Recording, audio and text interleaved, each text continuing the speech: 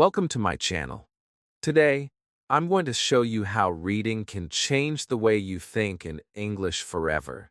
You might be reading English books, news, or even subtitles, but still translating in your head, right? That slows you down. What if I told you that you can train your brain to skip translation and understand English instantly while reading? By the end of this video, you will know the exact steps I use to make reading feel natural, fast, and fun, and you can start today. Chapter 1: When Reading Changed Everything. I still remember the day I sat with a book in my hands, trying to read in English. The cover looked beautiful, the pages smelled fresh, but my mind was stuck. I read one sentence, and my brain instantly ran back to my native language to translate it. Then I read the next sentence, and again, I was not really reading in English, I was reading in my language and just converting words. It was slow, it was boring, and it was frustrating.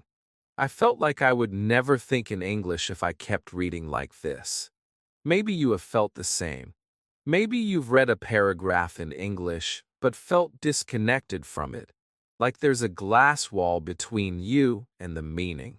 That's exactly where I was. The problem wasn't that I didn't know the words. I had studied them before. I had memorized them in notebooks. But when I saw them inside a sentence, my mind just didn't react fast enough. I was still thinking, what's this in my language? And when you do that, you lose the natural flow of English. You don't feel the sentence, you only calculate it. That was the day I realized something important. Reading was not just about learning new vocabulary.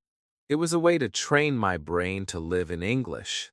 It wasn't a school task, it was mental exercise. That day, I decided to try something different. Instead of reading for school, I decided to read for my brain. I told myself, I'm going to read this page, but I will not allow myself to translate. I chose a short story, something I could understand about 70 to 80% of without help. And I read slowly, imagining the scenes in my head. I pictured the characters moving, the colors, the weather, the sounds. For the first time, I wasn't looking for my language inside the book, I was looking for the picture. That small change made me realize that reading was a direct bridge to thinking in English. Of course, it didn't happen instantly. My brain fought me. It wanted to translate, but I kept going. Every time my mind tried to translate, I pushed it back to the picture. Slowly, I noticed something strange. I was not only reading faster, but my mind was starting to think in English while I read. I could hear the sentences in my head in English, and they made sense without translation. This was a magic moment for me, because I understood that reading could rewire my brain. I had found a key I didn't even know I was looking for. Maybe you're watching this and thinking, yes, but I still translate automatically. That's okay. You don't have to stop overnight. But if you practice reading the way I'm about to show you in this video, you will slowly teach your brain to stop needing translation. It's like learning to ride a bicycle. At first, you need to focus on every movement. But one day, you just ride without thinking. Reading in English can feel the same.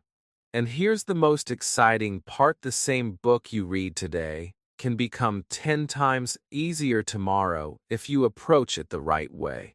That's why in the next chapter, I'm going to show you the first method I use to break the translation trap forever.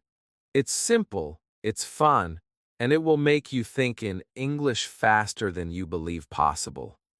Keep watching, because this is the exact trick that changed my reading, my speaking, and even my confidence. Chapter 2: See pictures, not translations.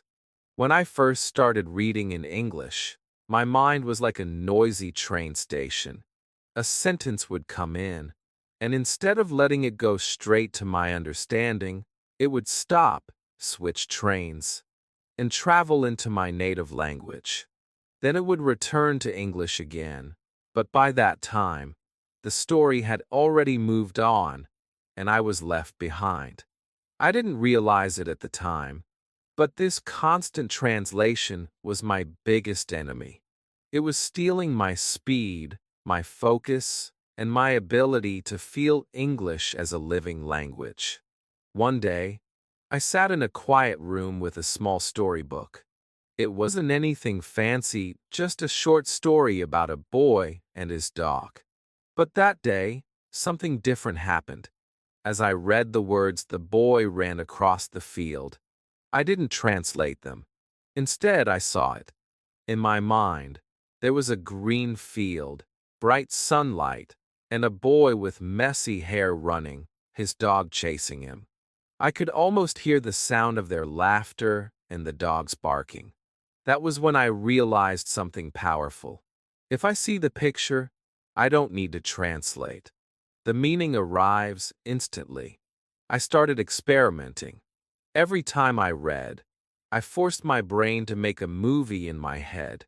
If the sentence said, "She opened the window and looked at the rain," I imagined the cold glass, the soft sound of raindrops, and the smell of wet earth. I didn't care if the details in my mind were exactly the same as the author's description. What mattered was that my brain stayed in English. There was no space for my native language to enter because the image was taking all my focus. At first, it felt strange. My mind would try to slip back into translation, like a bad habit you can't break. But the more I practiced, the more natural it became. It was almost like teaching a child to look at a picture and name it directly, without someone whispering the meaning in another language. When you see a picture of an apple, you don't think of the word in your own language first, you just see apple. That's exactly how I wanted my brain to react when reading in English. This method made my reading faster, but it also made it more enjoyable. I stopped feeling like I was in a classroom, and I started feeling like I was inside the story. And something magical happened. My speaking improved, too. Why? Because the images I created while reading stayed in my mind. And when I needed to talk about them later, the English words came naturally. I wasn't pulling them from a dusty shelf in my memory. I was pulling them from a living scene in my imagination.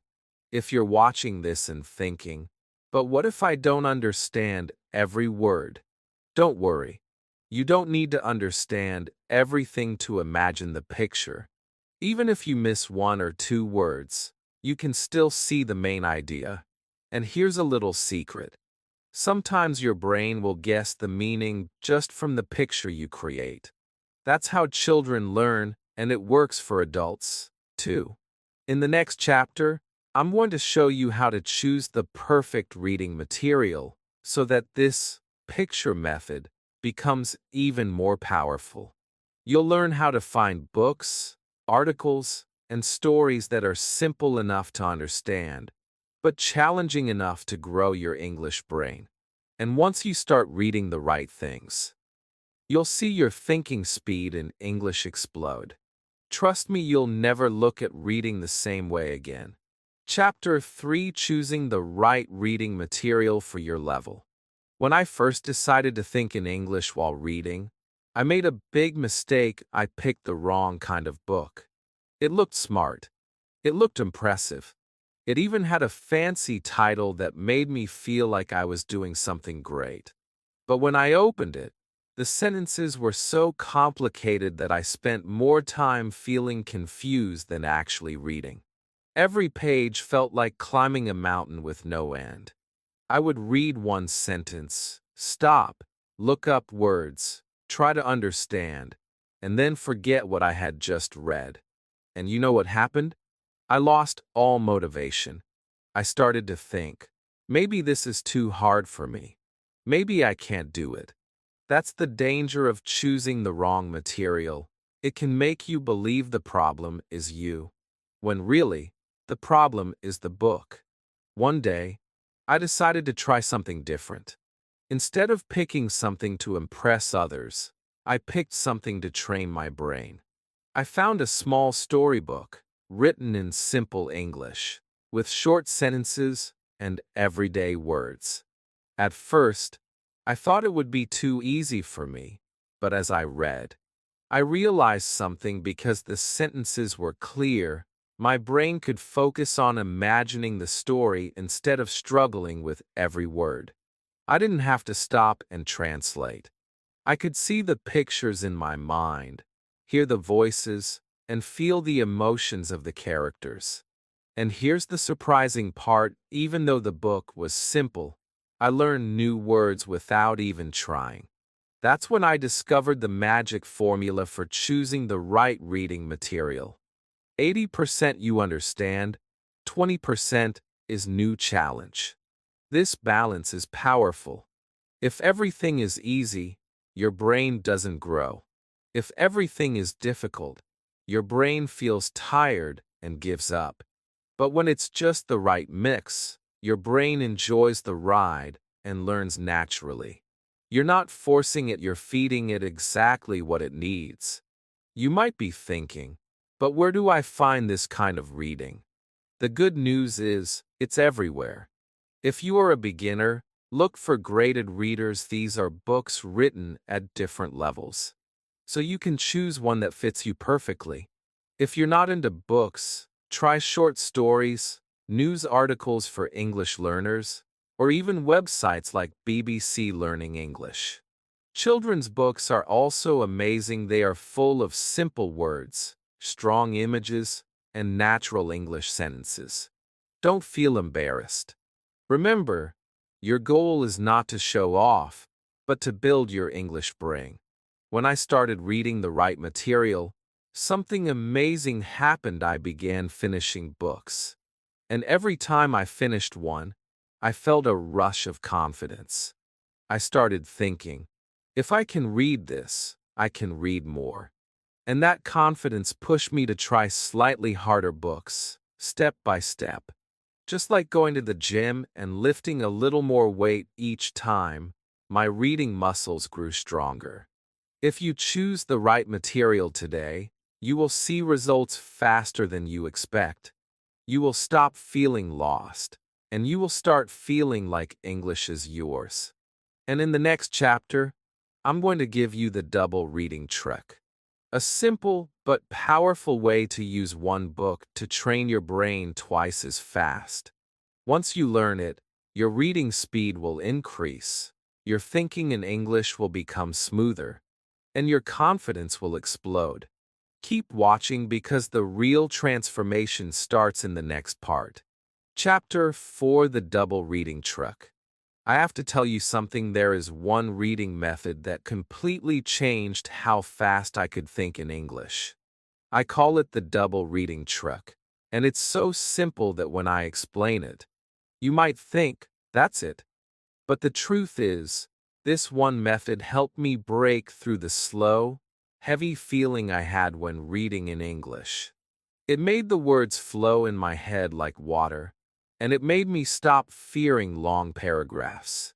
It turned reading from a hard exercise into an exciting race where my brain felt alive. Here's how it happened. I was reading a short story one night, and as usual, I went slowly, stopping to understand every sentence. I was careful, I was focused, but it was taking forever. When I finished the story, I thought, well, that was nice, but something inside me said, read it again. I almost laughed. Why would I read the same thing twice? I already knew what happened, but then I thought, maybe if I already understand it, I can try reading faster. So I started from the first page again, but this time I didn't stop. I didn't check words. I didn't overthink. I just let the story run through my mind like a movie. And you know what? It felt completely different. The second time, The words didn't feel foreign, they felt like they belonged to me. That's when I realized the magic of the double reading trick. The first reading is for understanding. You go slowly. You notice the meaning, and you connect the sentences in your mind. The second reading is for fluency. You already know the meaning, so now you can focus on speed, flow, and thinking in English without translation. The second reading trains your brain to process English naturally, almost like listening to a familiar song. You know what's coming next, and that makes it easier to enjoy and absorb. I started using this trick with every short story, article, or even news piece I read. Sometimes I read the same story twice in the same day. Sometimes I read it once in the morning and again at night. And here's the crazy part after the second reading. I often remembered entire sentences without even trying. It was like my brain was saving them automatically, ready to use later in speaking. That's the power of repetition with understanding. If you're thinking, but won't it be boring to read something twice? No, not if you choose the right material like I explained in the last chapter. When the story is interesting and the language is just right for you, the second reading actually feels easier and more enjoyable. It's like meeting a friend for the second time. You already know them, so you can relax and enjoy the conversation. The double reading trick isn't just about reading faster. It's about building a habit where your brain learns to think in English without extra effort. You're teaching your mind, step by step, that English is not something to decode, it's something to live in. And the best part? This habit will also make your speaking smoother, because the sentences you see and repeat during reading will appear in your speech without you forcing them. In the next chapter, I'm going to take this even further. I'll show you how to connect reading and speaking so that every page you read also makes you a better speaker. You will see how the words in your book can become the words in your mouth naturally, confidently, and without translation. And once you learn this, your English will start to sound like it belongs to you. Chapter 5: Read like you speak, speak like you read. One of the biggest mistakes I made when I first started reading in English was treating it like a silent, private thing.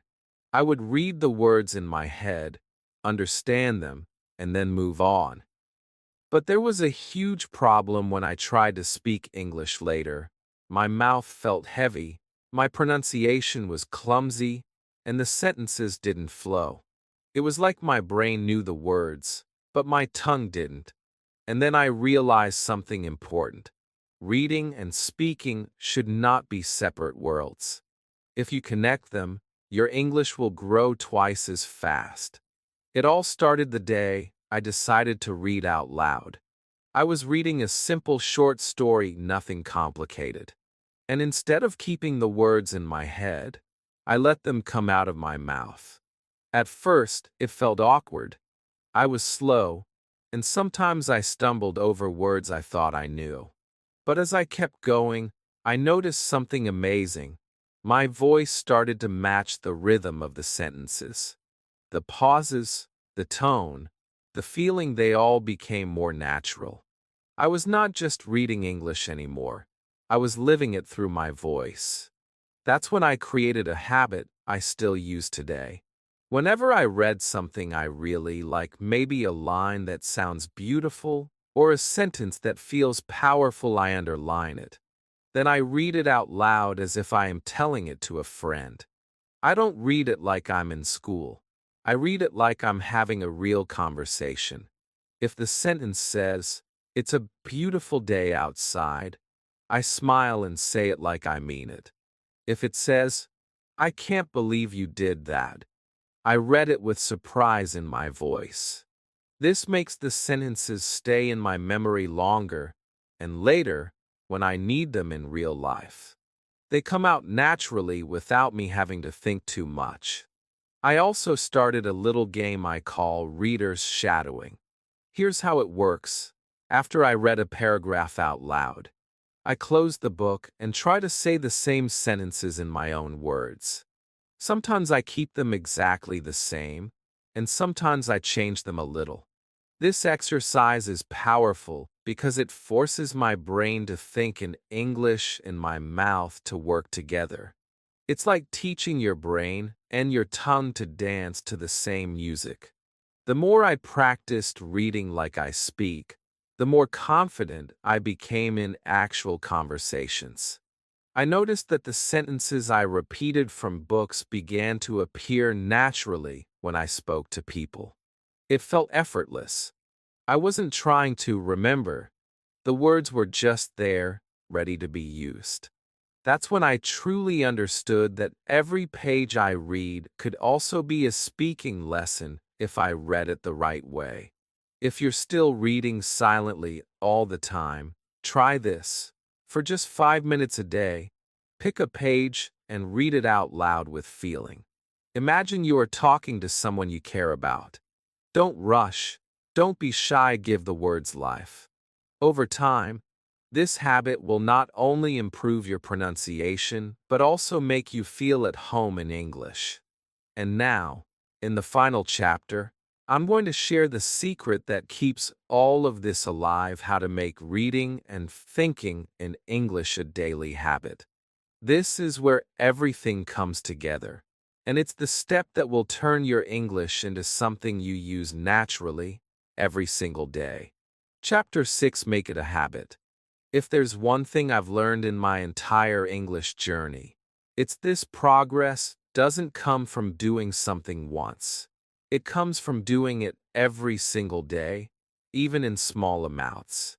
You can watch hundreds of videos, you can read hundreds of tips, but if you don't make English a natural part of your daily life, your brain will always go back to your native language first. And thinking in English while reading is no different. It's not about reading a lot for one day and then forgetting for a week. It's about making it something your brain expects every day, like brushing your teeth, drinking water, or checking your phone. When I first started this habit, I didn't make it complicated. I told myself, 10 minutes a day. That's all.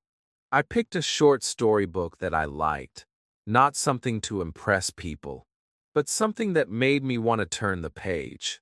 In the morning, before checking my phone or talking to anyone, I read one page.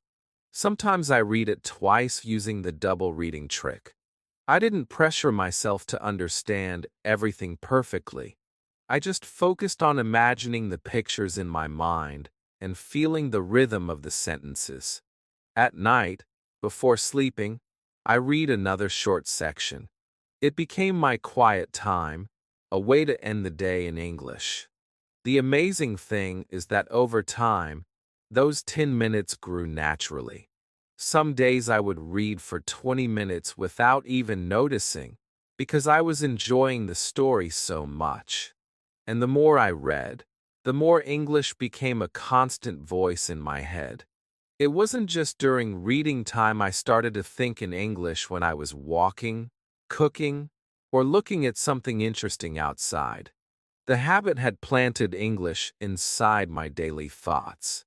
If you want to make this habit stick, here's something that worked for me. Keep a small notebook next to your reading material. Every time you find a sentence you really like, write it down. Not every word you don't know, just the sentences that feel good to say. Those sentences will become part of your speaking and thinking without you even trying. And when you look back at your notebook after a few weeks, you'll see just how much English you've collected without forcing yourself to memorize. The most beautiful part of making reading a daily habit is that it stops feeling like study and starts feeling like a part of who you are. You begin to enjoy it the way you enjoy a good conversation with a friend. And the best part? Your brain will stop fighting you. It will stop trying to translate and will start accepting English as normal. That's when you know you've made it: when you're reading, thinking, and even dreaming in English without effort. So don't wait for the perfect day to start. Don't wait for more time, more vocabulary, or more confidence. Start today, 10 minutes, one page, one story, and let that small step grow into something powerful. Because every day you read in English is a day you're building the English voice inside you, and that voice will never leave. Now it's your turn. Pick something to read in English today, even if it's just a page, and start using the steps we learned in this video. See the pictures, choose the right material, try the double reading trick, read like you speak, and make it your daily habit. You'll be amazed at how quickly you start thinking in English without even realizing it. If you enjoyed this video, subscribe to my channel for more lessons. Like this video to support my work, and comment below telling me what you'll read today. Let's grow together, one page at a time.